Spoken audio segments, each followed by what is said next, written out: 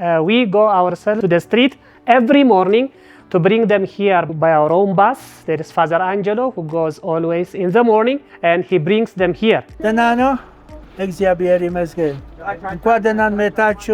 And we start to talk to the children there, who they are, where are they from, and we ask them if they want to change their life and going back to their family. And many of them by now are very much interested to change their life and to be reintegrated to the society.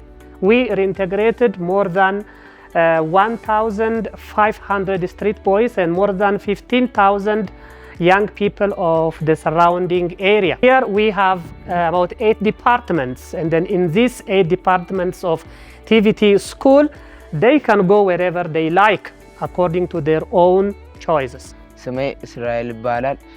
እዚህ ቦስኮ ውስጥ የመጣሁት ራሴን ለመለወጥና ብዙ ነገር ለመስራት ነው። የምሰራው ስራ እኔ የምመርጠው ስራ ብረታ ብረት፣ እንጨት ስራ እና ሌሎች የጋራጅ ስራ ምናምን መስራት ፈልጋለሁ።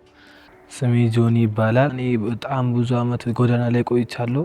ከዛ በኋላ በዛ የኖርኩኝ ነግሮኝ ያው ለመለወጥ አላማም ነበረኝ። ያው ወደ ቦስኮ ግቢ ገባው። ቦስኮ ግቢም አሪፍ ትምህርት እየሰጡኝ ቆንጆ ነገር ተምሬ በዛ ላይ ደግሞ አሁን አንደኛው ሙያ በብረት ተምሬ ሁለተኛ ሙያ ጀምሬያለሁ። ወደፊት እኔ ምን የምፈልገው የራሴ የሆነ ጨቤ ከፍቼ መቀጠል ነው ፈልገው። ያው እሱም እንደሚሳካልኝ እርግጠኛ ነኝ።